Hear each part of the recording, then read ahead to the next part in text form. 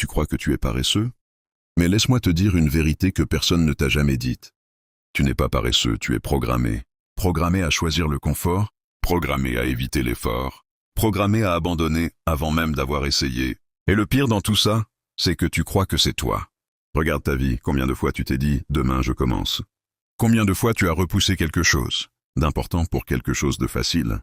Combien de fois tu savais exactement ce que tu devais faire mais tu ne l'as pas fait?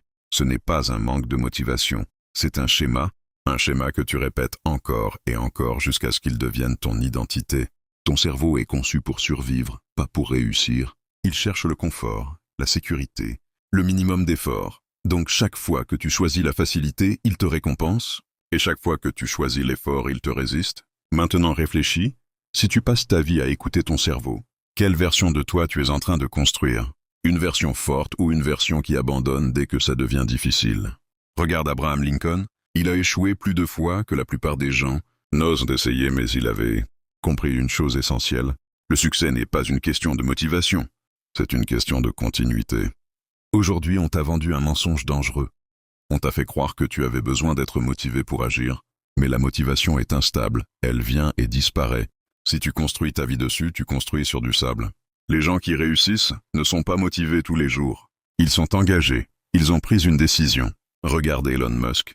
Il a lancé des projets que tout le monde pensait impossibles, pas parce qu'il était motivé tous les jours, mais parce qu'il avançait quoi qu'il arrive. Le problème aujourd'hui, ce n'est pas que tu ne sais pas quoi faire.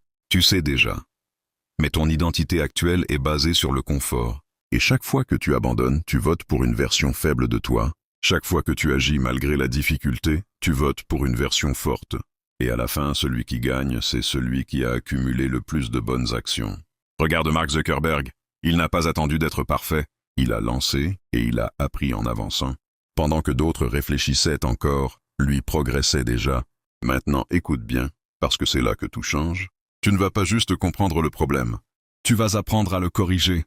Première chose, arrête de négocier avec toi-même. Chaque fois que tu te dis « je le ferai plus tard », tu es en train de perdre.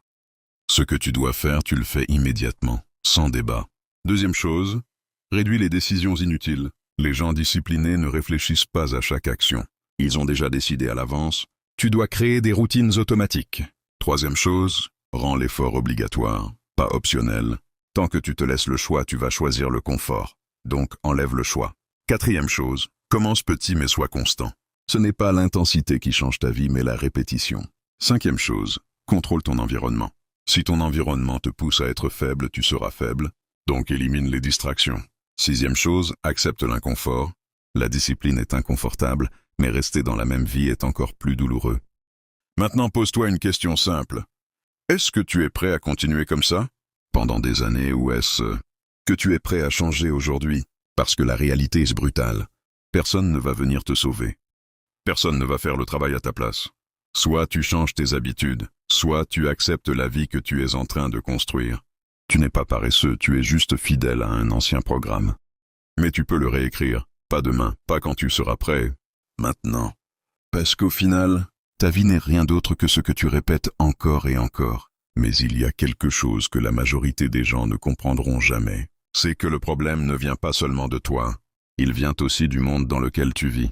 Aujourd'hui, tout est conçu pour te distraire, pour capter ton attention, pour te garder dans le confort. Les réseaux sociaux, les vidéos courtes, le divertissement constant. Tout est fait pour t'empêcher de réfléchir, pour t'empêcher d'agir, pour t'empêcher de construire quelque chose de solide.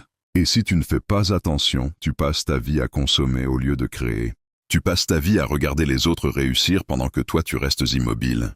Et c'est exactement comme ça que des millions de personnes se retrouvent, bloquées pendant des années sans comprendre pourquoi. Parce qu'elles sont occupées, mais pas productives.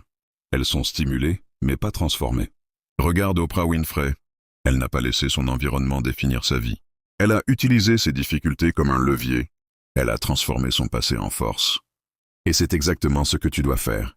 Arrêter de subir et commencer à reprendre le contrôle. Parce que tant que tu ne contrôles pas ton attention, quelqu'un d'autre le fera à ta place. Et maintenant, imagine une chose. Imagine que tu changes réellement. Pas pendant 2 jours, pas pendant une semaine, mais sur une longue période. Imagine que pendant 6 mois tu arrêtes de négocier avec toi-même. Tu fais ce que tu dois faire, même quand tu n'as pas envie. Imagine la version de toi que tu deviendrais. Plus disciplinée, plus respectée, plus confiante. Ce n'est pas un rêve, c'est une conséquence logique. Regarde Cristiano Ronaldo. Il n'est pas devenu l'un des meilleurs joueurs du monde par hasard. Il a répété les mêmes actions encore et encore pendant des années. Entraînement, discipline, rigueur. Pendant que d'autres s'arrêtaient, lui continuait. Et c'est exactement ça la différence. Ce n'est pas ce que tu fais une fois qui change ta vie. C'est ce que tu fais quand personne ne regarde. C'est ce que tu fais quand c'est difficile. C'est ce que tu fais quand tu pourrais abandonner mais que tu continues quand même. Donc maintenant, la vraie question n'est pas « est-ce que tu peux changer ?»